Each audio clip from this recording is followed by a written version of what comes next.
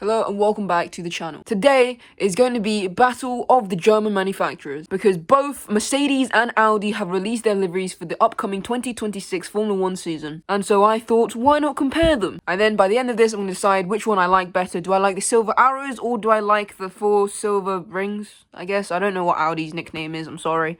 We're going to start off with Audi. It's their very first livery in Formula 1. As you can see, I've seen various people saying that it looks like the Vodafone McLaren, as this person has decided to comment over here.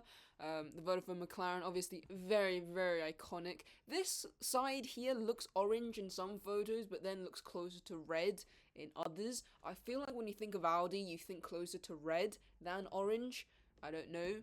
Maybe that's just me, who knows, but in these renders, they really do look orange, which, I'll be honest, I'm not the biggest fan of. Maybe that's because, again, Vodafone McLaren is silver and red, whilst this, in the photos at least, it looks silver and orange. And here are the helmets for the two drivers, Nico Hülkenberg as well as Gabriel Bortoleto. The annoying thing with this slideshow is that they did not show a side angle of Nico Hülkenberg's helmet, as they have done with Gabriel Bortoleto. In my opinion, still though, I think that I prefer at least the colour scheme of Nico Hülkenberg's helmet compared to Gabriel Bortoleto's. I am aware that Gabriel Bortoleto's his helmet pays homage to the Brazilian flag, but I think from an aesthetic point of view, I'm personally more of a fan of Nico Hülkenberg's. And then of course we have the racing suit, and looking at the racing suit, I think the render is wrong because the racing suit also has red, not orange, so I think the render is just wrong.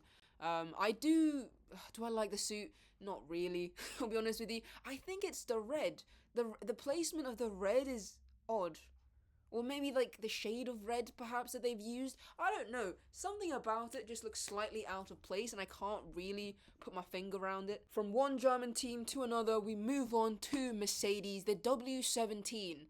Why do they name it the W17? I have no idea. What does the W in W17 mean? I don't know either. From the front, it looks fairly similar to last year's car until you look to the side. And as you can see, the stripes for Audi'S, there's less, I guess, of a gradient, if you will, on the rear here. Microsoft is a brand new sponsor, so you know that George Russell is about to be giving the greatest PowerPoints. And here is the car in comparison to some of the other years. We have last season's, as you can see. If I can scroll down, there we go.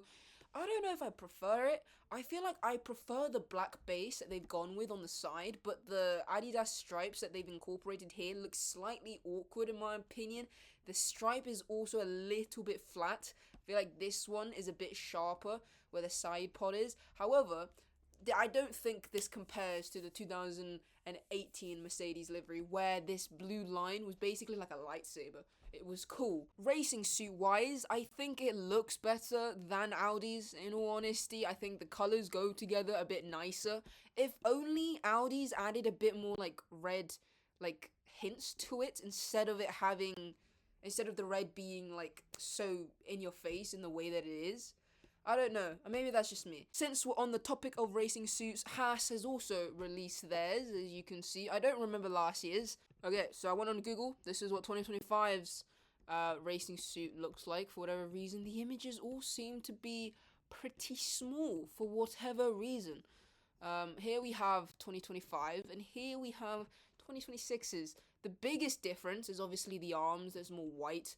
I'll be honest, I prefer last year's. Now, out of the three suits that we've seen today, out of Haas, Mercedes, as well as Audi, I think my favorite one out of the three has to be Mercedes. For Audi, I feel like they got given one of the easiest yet toughest jobs because this is their first season in F1, and so in theory, they really could have gone with anything, but at the same time, because of that kind of creative freedom, I feel like they also have the largest amount of pressure.